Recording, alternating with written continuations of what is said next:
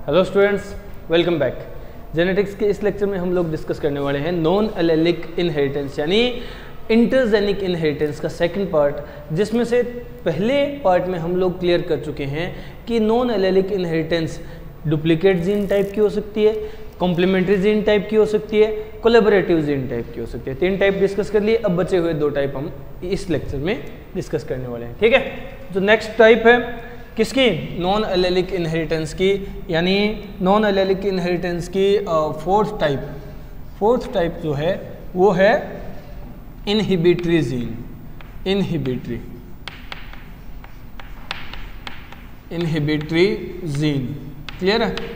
इस टाइप के जीन में या इस टाइप की नॉन एलेलिक इनहेरिटेंस में हमें क्या देखने को मिलता है, तो देखो कुछ प्लांट्स या कुछ केसेस ऐसे आते हैं हमारे पास जहां कुछ जीन्स ऐसे होते हैं क्रॉस के अंदर, अगर वो प्रेजेंट होंगे तो वो उस कैरेक्टर के या उस क्रॉस के डोमिनेंट कैरेक्टर को एक्सप्रेस नहीं होने देंगे, सप्रेस कर देंगे, इनहिबिट कर देंगे। ठीक है, समझ गए। तो इनहिबिटरी जीन क्या होते हैं? इनहिबिटरी जीन होते हैं gene which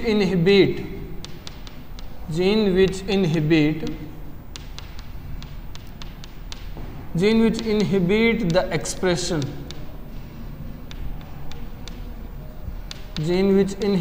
expression of dominant character।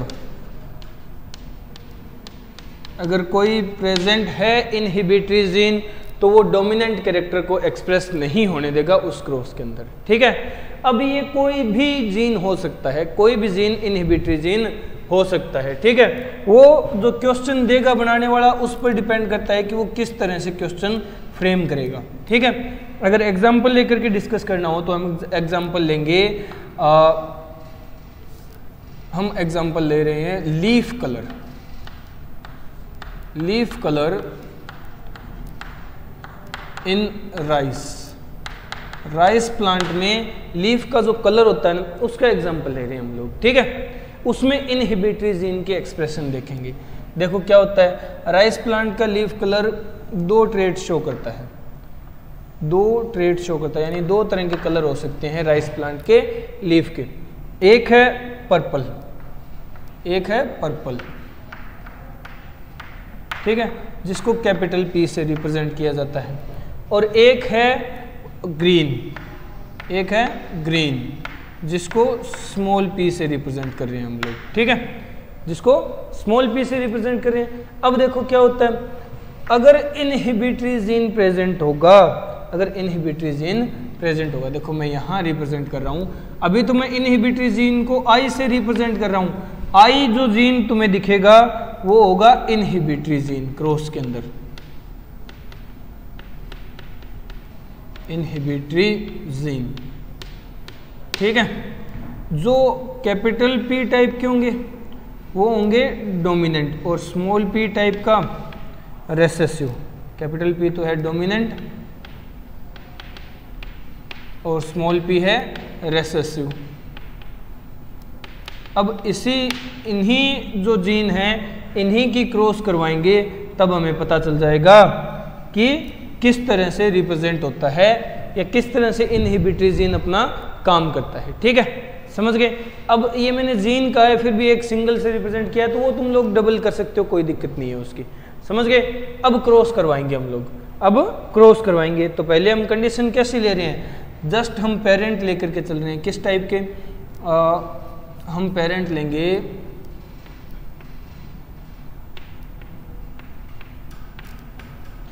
एक ये, और एक पेरेंट हम लोग लेंगे ये। तो ये किस टाइप का पेरेंट होगा, इस पेरेंट का कलर क्या होगा, लीफ का पर्पल, क्योंकि डोमिनेंट क्या है, यहाँ डोमिनेंट एलील प्रेजेंट है, जबकि इनहिबिटरी जीन वाली एलील रेसेसिव है। ठीक है, यहाँ ये कैपिटल में है और ये स्मॉल है, तो ये सिर्फ डोमिनेंट कैरेक्टर के एक्सप्रेशन को रोकती हैं, रेसेसिव कैरेक्टर के एक्सप्रेशन को नहीं रोकती।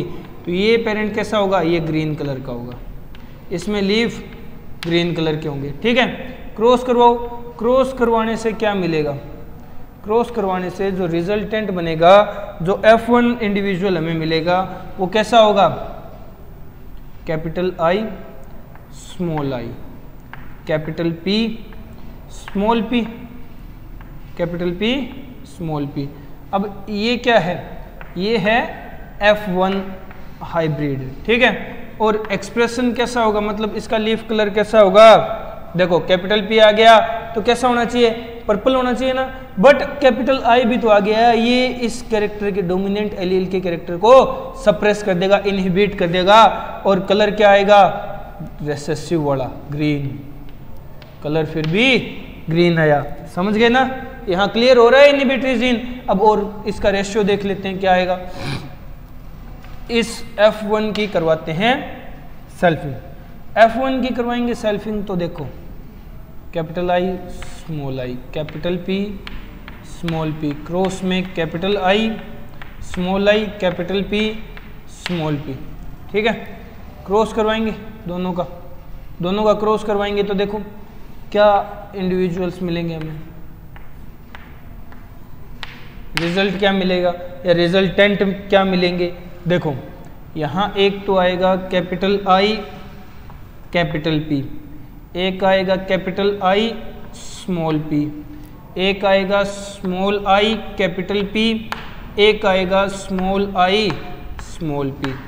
अब कैरेक्टर कैसे होंगे, देखो कैपिटल पी आया है तो इसको कैसा होना चाहिए था, इसको कैसा होना चाहिए था, पर्पल कलर का होना चाहिए था, कैपिटल पी डोमिनेंट है, बट इनहिबिटरी जीन है तो ये पर्पल नहीं हो पाएगा, ये ग्रीन रह जाएगा, ये ग्रीन रह जाएगा, क्योंकि इनहिबिटरी जीन ने इसका एक्सप्रेशन इनहिबिट कर दिया।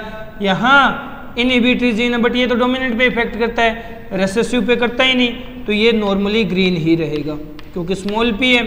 यहाँ कैपिटल पी है but inhibitory gene recessive condition में है, तो ये पर्पल आ जाएगा, ये पर्पल हो जाएगा। और इसी तरह ये वाला केस स्मॉल पी है स्मॉल आई है तो नेचुरली ग्रीन हो जाएगा, ठीक है, बाय डिफॉल्ट ग्रीन हो जाएगा।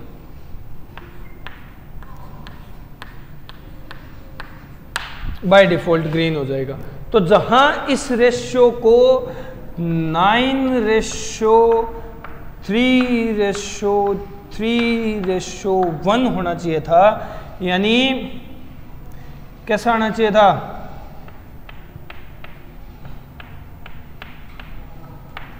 ये जो रिजल्ट हमें मिला है इसको इस तरह से शो होना चाहिए था 9:3:3:1 में। तो ये कैसा रिप्रेजेंट हुआ है, किस तरह से शो हुआ है, हमें क्या चेंज आया है, चेंज ये आया कि ये कैरेक्टर भी ग्रीन हो गया, ये कैरेक्टर भी ग्रीन हो गया, यहाँ भी ग्रीन रिप्रेजेंटेशन मिली है ना, हमें ग्रीन एक्सप्रेशन मिली है, यहाँ पर्पल मिला है और यहाँ फिर से ग्रीन एक्सप्रेशन।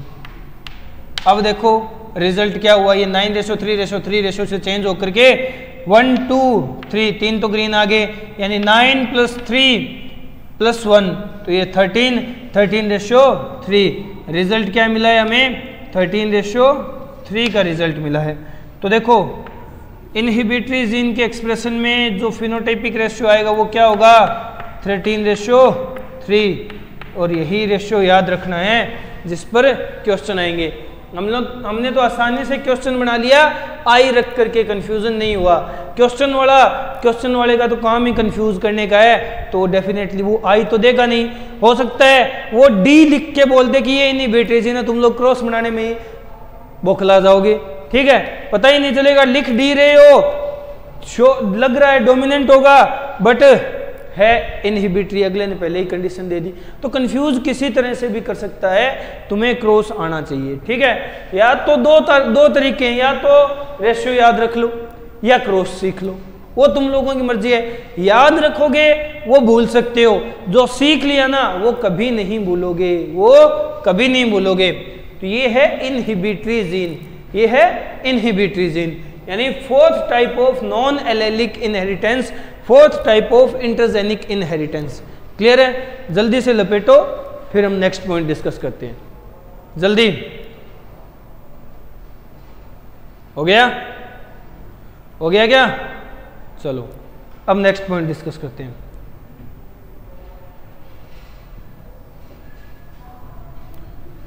अब नेक्स्ट पॉइंट डिस्कस करना है।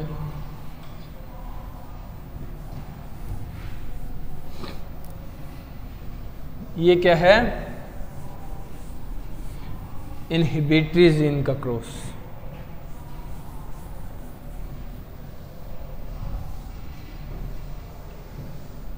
इनहिबिटरी जीन का क्रॉस। क्लियर है?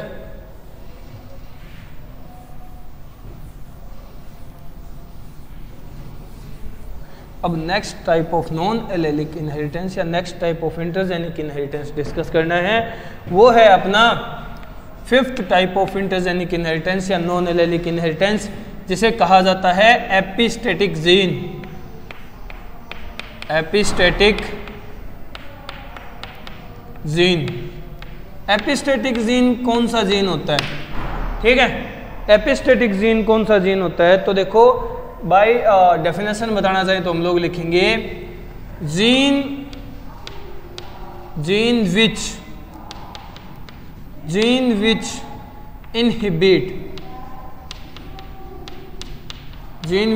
Inhibit the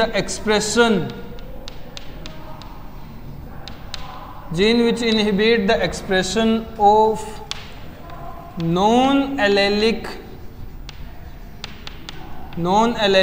gene. एक जीन जो दूसरे नॉन एलेलिक जीन के एक्सप्रेशन को इनहिबिट कर रहा हो। ठीक है, दूसरे नॉन एलेलिक जीन के एक्सप्रेशन को इनहिबिट कर रहा हो, उसे एपिस्टेटिक जीन बोलते हैं। ठीक है, उसे एपिस्टेटिक जीन बोलते हैं। अब तुम लोग समझ सकते हो किस तरह से, तुम लोग रिलेट करो। मैंने कहा जीन इनहिबिट कर रहा है expression of non allylic gene, other non allylic gene, दूसरे नॉन एलेलिक जीन के एक्सप्रेशन को इनहिबिट कर रहा है। अगर यही सेम केस, अगर यही चीज कहां हो, देखो पॉइंट बनाओ, इंपॉर्टेंट है, समझने लायक है। If this process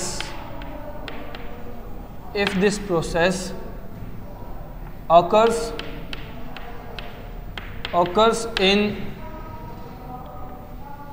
alleles of same gene,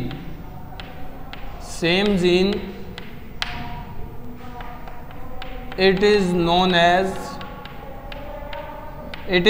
as इसे क्या कहा जाएगा? इसे कहा जाएगा डोमिनेंस, और उस जीन को कहा जाएगा डोमिनेंट जीन। क्लियर है? अगर यही सेम केस सेम जीन के दो एलील्स के बीच में हो, यानी एक ही जीन की दो एलील में से एक एलील दूसरे एलील के एक्सप्रेशन को रोक दे और खुद को एक्सप्रेस कर दे, तो हम लोगों ने क्या कहा था? लॉ ऑफ डोमिनेंस, याद है ना? तो ये लॉ ऑफ डोमिनेंस यानी डोमिनेंस होगा। ठीक है, यही चीज अगर दो अलग अलग जीन की एलील के बीच में हो रही हो, यानी एक जीन की एलील दूसरे जीन की एलील के एक्सप्रेशन को रोक दे, इनहिबिट कर दे, तो ये क्या होगा? ये क्या होगा? एपिस्टेटिक जीन कहलाएगा। ठीक है, एपिस्टेटिक जीन कहलाएगा। इसको थोड़ा आसान करने के लिए मैं यहां एक और वर्ड ऐड कर देता हूं, inhibit the expression of other non allylic gene. Confuse नहीं होगे, other non allylic gene, other non allylic gene, दूसरे नॉन एलेलिक जीन के एक्सप्रेशन को रोक दे तो एपिस्टेटिक जीन कहलाता है। ठीक है, अब देखो, अब एपिस्टेटिक जीन तो तुम लोग समझ रहे होगे क्या होगा। मैं यहां नोट डाउन कर देता हूं एपिस्टेटिक जीन। एपिस्टेटिक जीन, दो तरह के जीन देखने को मिलते हैं हमें एपिस्टेसिस में, एक तो एपिस्टेटिक जीन, दूसरा हाइपोस्टेटिक जीन। हाइपोस्टेटिक जीन, एक तो एपिस्टेटिक जीन और एक हाइपोस्टेटिक जीन। अब देखो ये दोनों किस तरह से होंगे या क्या होंगे। एपिस्टेटिक जीन तो होगा जो एक्सप्रेस हो जाएगा। ठीक है, जो एक्सप्रेस होगा यानी खुद को एक्सप्रेस करेगा वो जीन, और जिसको सप्रेस कर देगा, जो सप्रेस्ड हो जाएगा, जो सप्रेस्ड हो जाएगा, ठीक है, वो हाइपोस्टेटिक जीन। यानी एक जीन दूसरे जीन की एक्सप्रेशन को रोक रहा है, तो रोकने वाला एपिस्टेटिक, जो रोकेगा खुद को एक्सप्रेस कर देगा वो तो एपिस्टेटिक, जो रुक गया, जो एक्सप्रेस नहीं हो पाया वो हाइपोस्टेटिक। समझ रहे हो ना एपिस्टेटिक जीन और हाइपोस्टेटिक जीन में डिफरेंस। अब देखो, अब अगर एपिस्टेटिक जीन की बात हो, एपिस्टेटिक जीन की बात हो तो एपिस्टेटिक जीन दो तरह का होता है। एपिस्टेटिक जीन दो तरह का होता है, क्योंकि जीन है, जीन की दो एलील होंगी, जीन की दो एलील होंगी। एक तो होगी डोमिनेंट एलील, एक तो होगी डोमिनेंट एलील, एक होगी रिसेसिव एलील, एक होगी रिसेसिव एलील। जीन डोमिनेंट है, ठीक है, एपिस्टेटिक जीन है, यानी खुद को एक्सप्रेस करने वाला जीन है। इसकी दो एलील होगी, एक तो डोमिनेंट एलील, एक रिसेसिव एलील। अगर डोमिनेंट एलील इनहिबिट कर रही है, अगर डोमिनेंट एलील इनहिबिट कर रही है, क्या इनहिबिट कर रही है? Expression of hypostatic gene, hypostatic gene. अगर डोमिनेंट एलील हाइपोस्टेटिक जीन के एक्सप्रेशन को रोक रही है तो उसे क्या कहा जाएगा? ठीक है, उस एपिस्टेसिस को क्या नाम दिया जाएगा? या फिर जो रिसेसिव एलील है वो रोक रही है, वो क्या कर रही है? इनहिबिट कर रही है। क्या इनहिबिट कर रही है? Expression of hypostatic gene, hypostatic gene. तो उस एपिस्टेसिस को क्या कहा जाएगा? दो अलग अलग नाम दिए जाते हैं, दो अलग अलग टर्मिनोलॉजी यूज की जाती है। एपिस्टेटिक जीन है, एपिस्टेटिक जीन की दो एलील होंगी, जीन की एलील होती है, हमें पता है, फॉर्म ऑफ जीन होती है एलील। दो फॉर्म होगी, एक डोमिनेंट फॉर्म होगी, एक रिसेसिव फॉर्म होगी। Dominant allele, recessive allele. अगर डोमिनेंट वाली एलील सामने वाले हाइपोस्टेटिक जीन जिसका एक्सप्रेशन सप्रेस कर दिया गया है, जिसको एक्सप्रेस होने ही नहीं दिया गया, ठीक है, जिसका इफेक्ट नहीं आने दिया गया, ठीक है, उस हाइपोस्टेटिक जीन के एक्सप्रेशन को रोक दे, inhibit expression of hypostatic gene, तो वो क्या होगी? और जहां रिसेसिव एलील हाइपोस्टेटिक जीन के एक्सप्रेशन को रोक दे, वो क्या होगी? तो देखो, दो अलग अलग टर्मिनोलॉजी यूज की जाती है। जहां डोमिनेंट वाली रोक रही है, यानी डोमिनेंट एलील एपिस्टेसिस शो कर रही है, तो उसको तो नाम दिया जाता है डोमिनेंट एपिस्टेसिस, डोमिनेंट एपिस्टेसिस, ठीक है।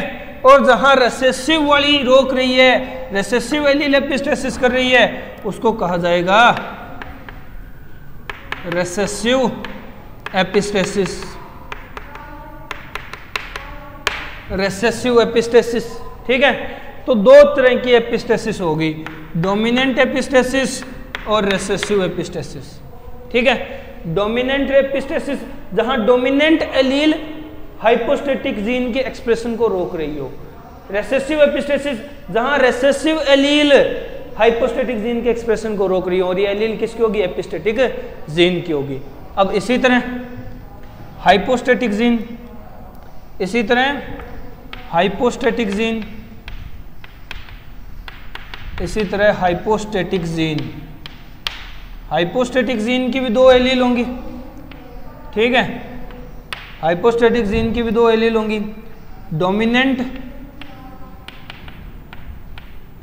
डोमिनेंट एलील और रिसेसिव एलील, और रिसेसिव एलील। क्लियर है? ये होगी बात हाइपोस्टेटिक जीन की। तो देखो, हाइपोस्टेटिक जीन में हम एपिस्टेसिस ही देख रहे हैं, जबकि अगर हम डिटेल में जाएंगे ना तो हमको हाइपोस्टेसिस भी देखने को मिलेगी, हमें हाइपोस्टेसिस भी देखने को मिलेगी। जैसे एपिस्टेसिस दो टाइप की, रिसेसिव एपिस्टेसिस, डोमिनेंट एपिस्टेसिस, उसी तरह हाइपोस्टेसिस भी दो टाइप की होगी, डोमिनेंट हाइपोस्टेसिस, और रेसेसिव हाइपोस्टेसिस, बट वो हमारे सिलेबस में है ही नहीं, तो हम उसे डिस्कस नहीं करेंगे। यहाँ इतना ही समझ लो, इसकी भी दो, इस जीन की भी 2 एलील होती है, इस जीन की भी 2 एलील होती है। ठीक है, समझ गए ना। अब हमें डिटेल में स्टडी करनी है विद एग्जांपल, किसकी? Recessive epistasis and dominant epistasis. ठीक है, तो एक काम करो, वीडियो को पॉज करो और ये पॉइंट नोट डाउन कर लो, फिर हम आगे डिटेल में देखते हैं रेसेसिव और डोमिनेंट एपिस्टेसिस को। क्लियर है ना, समझ गए होगे? चलो, हो गया, हो गया। चलो अब डिस्कस करते हैं डोमिनेंट और रेसेसिव एपिस्टेसिस को। देखो, छोटा सा पॉइंट है, फिर ये पॉइंट खत्म।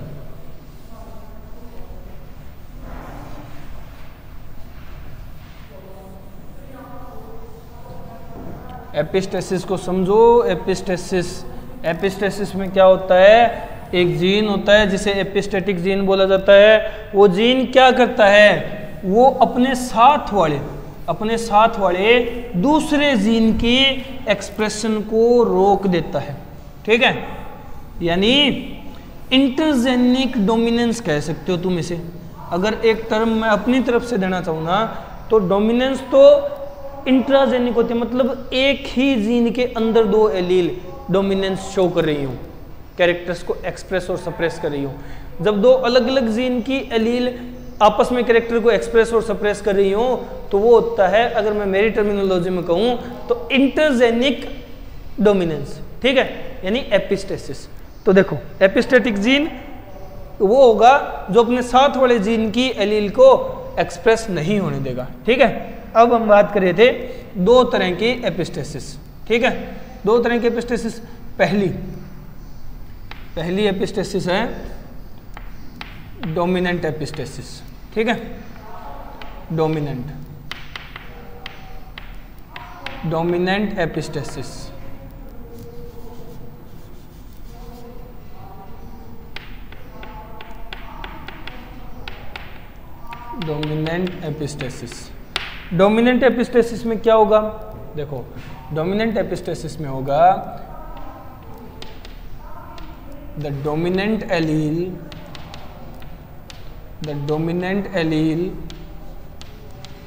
of epistatic gene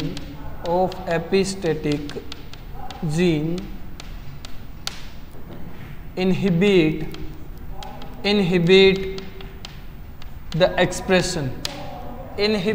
the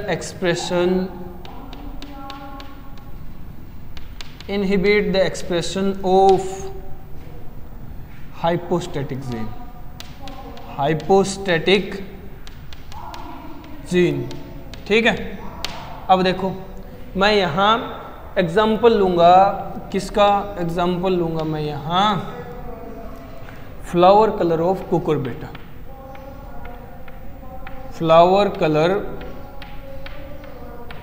of Cucurbita. Cucurbita plant का फ्लावर कलर, कुकुरबिटा को कहा जाता है स्क्वैश प्लांट भी कहा जाता है। ठीक है, स्क्वैश प्लांट भी कहा जाता है, और उसका फ्लावर कलर डिस्कस करना है हमें। ठीक है, उसके फ्लावर कलर में किस तरह से एक जीन जो कि एपिस्टेटिक जीन है, उसकी एक डोमिनेंट एलील किस तरह से हाइपोस्टेटिक जीन की एक्सप्रेशन को इनहिबिट कर देगी। ठीक है, समझ गए? ये देखो, फ्लावर कलर ऑफ कुकुरबिटा। अब समझने की कोशिश करना, मैं यहाँ 2 कलर बना रहा हूँ। पहले मैं जीन ले लेता हूँ। ठीक है, एपिस्टेटिक जीन,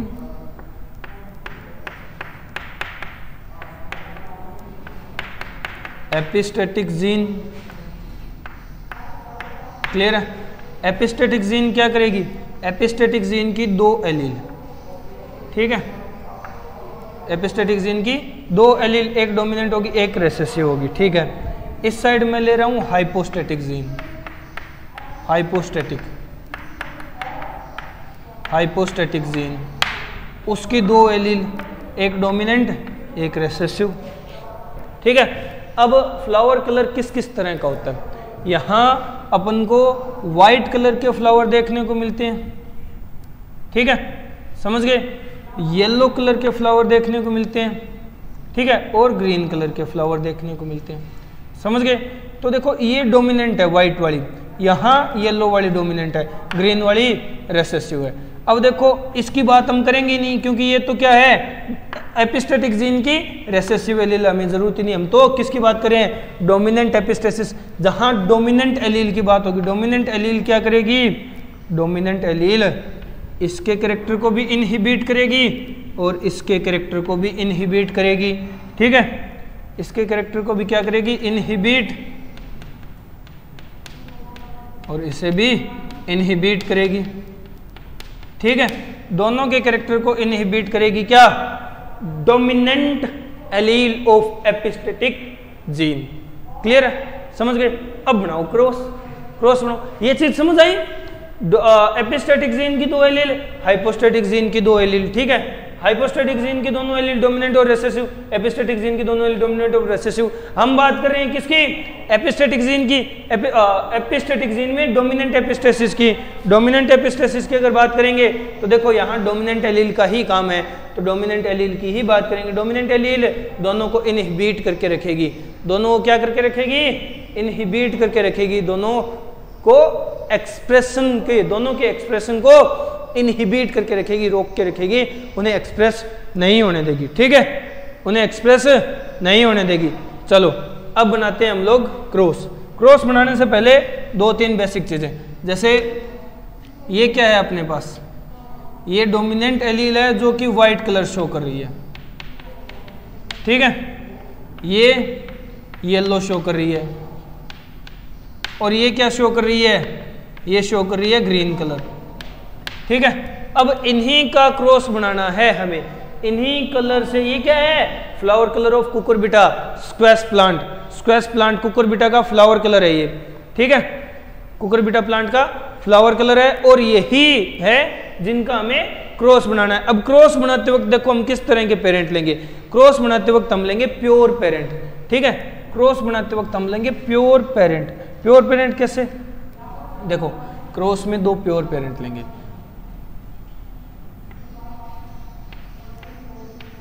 दोनों की डोमिनेंट हाइपो की एपिस्टेटिक की भी और हाइपोस्टेटिक की भी। ठीक है, ऐसा पेरेंट, और दोनों की रेसेसिव, दोनों की रेसेसिव जहां हो ऐसा पेरेंट। तो दोनों प्योर पेरेंट लिए ना, प्योर पेरेंट की क्रॉस करवाओ। प्योर पेरेंट की क्रॉस करवाओगे तो देखो क्या रिजल्ट मिलेगा हमें। हमें जो रिजल्ट मिलेगा वो ये होगा, capital W small w, capital Y small y। अब देखना तुम लोग, ये तो है एपिस्टेटिक जीन है, इसका एक्सप्रेशन तो सप्रेस रहेगा, मतलब ही नहीं। तो ये क्या है, ये तो होगा व्हाइट। ये कैसा होगा, ये तो व्हाइट होगा फ्लावर कलर। इसमें कैसा होगा, ये क्या है, ये क्या है, एपिस्टेटिक जीन है। एपिस्टेटिक जीन की रेसेसिव एलील है जिसकी हम बात नहीं कर रहे, और ये हाइपोस्टेटिक जीन है। हाइपोस्टेटिक जीन की रेसेसिव एलील है, यानी जो एक्सप्रेशन शो करेगी ग्रीन कलर। ठीक है, ग्रीन कलर, समझ गए? अब ये कैसा बना है, इसमें दोनों डोमिनेंट है और दोनों रेसेसिव हैं। तो देखो एपिस्टेटिक का डोमिनेंट अपना कैरेक्टर एक्सप्रेस करेगा, और ये पूरी की पूरी F1 क्या बन जाएगी, ये F1 जनरेशन जो है ये पूरी की पूरी वाइट हो जाएगी, ये पूरी की पूरी वाइट हो जाएगी। अब वाइट हो गई तो देखो किस तरह से कैरेक्टर शो होंगे। इसके हम करवाएंगे selfing, capital W small w, capital Y small y, cross करवाएंगे capital W small w, capital Y small y से। अब क्रॉस का रिजल्ट क्या आएगा वो हम लोग यहां देखेंगे। देखो capital W small w, capital Y small y, cross है capital W small w, capital Y small y। जो रिजल्ट हमें मिलेगा वो किस तरह का होगा, देखो हम यहां नोट डाउन कर लेते हैं। एक तो हमें मिलेगा कैपिटल W कैपिटल Y, एक मिलेगा कैपिटल W स्मॉल y, फिर मिलेगा small w capital Y, small w small y। अब ये किस तरह का एक्सप्रेशन देंगे, क्या एक्सप्रेशन शो होगा, मतलब इनका फिनोटाइप कैसा आएगा। देखो कैपिटल W है, ठीक है, तो इसको अपने आप सप्रेस कर देगा क्योंकि ये एपिस्टेटिक जीन की डोमिनेंट एलील है। ठीक है, इसको सप्रेस कर देगी, इनहिबिट कर देगी इसके एक्सप्रेशन को, तो ये वाइट कलर आएगा, ये आएगा वाइट कलर। ये इसको अपने आप सप्रेस कर देगा तो ये भी वाइट कलर आएगा। क्योंकि कैपिटल W डोमिनेंट है ना, यहाँ कैपिटल स्मॉल w और कैपिटल Y है, तो ये कलर येलो आ जाएगा, ये येलो कलर आ जाएगा। और ये स्मॉल w स्मॉल y है तो हाइपोस्टैटिक जीन की y वाली कलर दे देगी और ये ग्रीन कलर आ जाएगा, ये ग्रीन कलर आ जाएगा। तो जहां रेशो क्या आना चाहिए था, 9:3:3:1 आना चाहिए था, वही रेशो चेंज होकर के क्या आ गया, वही रेशो चेंज होकर के क्या आ गया, ये आ गया, ये भी व्हाइट, ये भी व्हाइट, ये येलो, ये ग्रीन। तो व्हाइट के कितने हो गए, व्हाइट के हमारे पास आए हैं 9 + 3 यानी 12, और ग्रीन के कितने आए हैं, ग्रीन के अपने पास आए हैं, सॉरी ग्रीन का है 1 और ये क्या है, ये येलो है, येलो के 3, तो 12:3:1। ठीक है, ये रिजल्ट आ गया किसका, डोमिनेंट एपिस्टेसिस का। किसका रिजल्ट है ये, किसका फिनोटिपिक रेशियो है, डोमिनेंट एपिस्टेसिस का। ये डोमिनेंट एपिस्टेसिस का रेशियो है, फिनोटिपिक रेशियो है। समझ आया ना कैसे आया, ये समझ आ गया होगा। देखो हम लोगों ने क्या किया, डोमिनेंट एपिस्टेसिस में डोमिनेंट जीन सप्रेस करेगी, डोमिनेंट जीन इनहिबिट करेगी हाइपोस्टैटिक जीन के एक्सप्रेशन को। ठीक है, तो देखो हम लोगों ने कैरेक्टर लिया था फ्लावर कलर ऑफ कुकुरबिटा। अब ये इसकी एलीली W वाइट है, ये Y येलो है, छोटा y ग्रीन है। ठीक है, अब इनका क्रॉस करवाया इन पेरेंट्स का, तो देखो रिजल्ट क्या आया, F1 ऑल वाइट आए, ऑल वाइट का फिर सेल्फिंग करवाई तो हमें ये रिजल्ट मिलता है, जैसा पीछे हम क्रॉस करते आ रहे हैं, ये रिजल्ट मिला। देखो रिजल्ट में नॉर्मली 9:3:3:1 मिलना चाहिए था, डाई हाइब्रिड क्रॉस है इसलिए, बट चेंज हो गया एपिस्टेसिस के कारण। डोमिनेंट एपिस्टेसिस है तो क्या रिजल्ट आया, ये भी व्हाइट, ये क्या आ गया, येलो, और ये ग्रीन, तो 12:3:1 ये रिजल्ट आ गया डोमिनेंट एपिस्टेसिस का। ये किसका रिजल्ट आ गया, डोमिनेंट एपिस्टेसिस का। समझ गए, तो ये डोमिनेंट एपिस्टेसिस है। जल्दी से वीडियो पॉज करो और पॉइंट नोट डाउन कर लो, फिर हम लोग नेक्स्ट रेसेसिव एपिस्टेसिस डिस्कस करते हैं। क्लियर है, जल्दी हो गया, चलो ये था डोमिनेंट एपिस्टेसिस। अब यही सेकंड डिस्कस कर लेते हैं हम लोग रेसेसिव एपिस्टेसिस में। सेम ही क्रॉस होगा, सेम ही सारे कैरेक्टर होंगे, ठीक है, सेम ही पैटर्न से रिजल्ट आएगा, बट रिजल्ट डिफरेंट होगा क्योंकि वहाँ रेसेसिव जीन रोक रहा है। रेसेसिव जीन किस तरह से, अगर यही सेम चीज़ हम लोग रेसेसिव जीन में देखें, रेसेसिव एपिस्टेसिस में देखें, तो देखो मैं तुम लोगों को समझाऊंगा भी कैसे डिफरेंस आ रहा है। ठीक है, किस तरह से डिफरेंस आ रहा है, पहले समझ लो कि हम कौन सा तो एग्जाम्पल लेंगे और क्या रिजल्ट आएगा रेसेसिव एपिस्टेसिस में। ठीक है,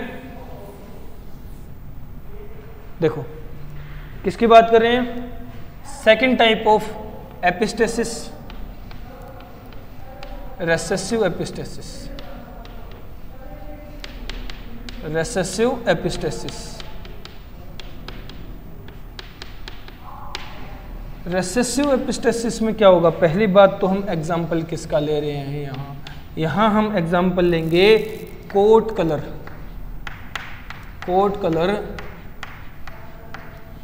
ऑफ माइस, और उसका रिजल्ट क्या मिलेगा हमें, रिजल्ट हमें मिलेगा 9:3:4। ठीक है, 9:3:4। 9 वाले क्या है, 3 वाला कैसा कलर है और 4 वाला कैसा कलर है। 9 वाला जो कलर है वो क्या है, अगौटी कलर है, यानी ब्राउन कलर है। 3 वाला जो कलर है वो है ब्लैक कलर है, और 4 वाला कलर है अल्बिनो, यानी वाइट अल्बिनो कलर। ठीक है, ये रिजल्ट मिला। अब ये कैसे मिला, तो इसकी बात नहीं कर रहे हम लोग, पीछे जो अभी डोमिनेंट एपिस्टेसिस की है वहीं से देखते हैं। तुम लोगों को समझाने के लिए बता रहा हूँ, जस्ट समझाने के लिए। जैसे ये 9:3:1 ये हमारा जनरल रेशियो है। ठीक है, रिजल्ट क्या आया था, capital W capital Y, capital W small y small w, small w capital Y, small w small y। Result क्या आया था? ये डोमिनेंट एपिस्टेसिस का रिजल्ट था 12:3:1। ठीक है। अब रेसेसिव एपिस्टेसिस हो, रेसेसिव एपिस्टेसिस हो तो देखो जहां रेसेसिव एलील होगी वो दूसरी जो हाइपोस्टेटिक जीन है उसके कैरेक्टर को क्या कर देगी? उसके कैरेक्टर को इनहिबिट कर देगी। तो यहाँ तो रेसेसिव है नहीं तो एज इट इज आ जाएगा। ठीक है, एज इट इज आ गया 9। ठीक है, यहाँ रेसेसिव है नहीं, यहाँ रेसेसिव है नहीं तो एज इट इज आ गया 3। यहाँ रेसेसिव है, यहाँ रेसेसिव है तो क्या हुआ? ये रेसेसिव वाला मान लो, रेसेसिव वाला मैं कलर ले रहा हूँ ब्लैक, तो ये भी ब्लैक आ गया, भले ही ये डोमिनेंट ले लो ब्लैक और ये भी ब्लैक आ गया, तो 3 + 1 4 आ गया। इस तरह से 9:3:4 आया है। समझ गए? क्लियर है ना? तो ये होता है रेसेसिव। अब तुम लोग बता सकते हो ना कि कौन सा कलर रेसेसिव था? माइस के कोट कलर में कौन सा कलर रेसेसिव था? माइस का जब कोट कलर लिया रेसेसिव एपिस्टेसिस में, तुम लोग बता सकते हो अल्बिनो कलर रेसेसिव था।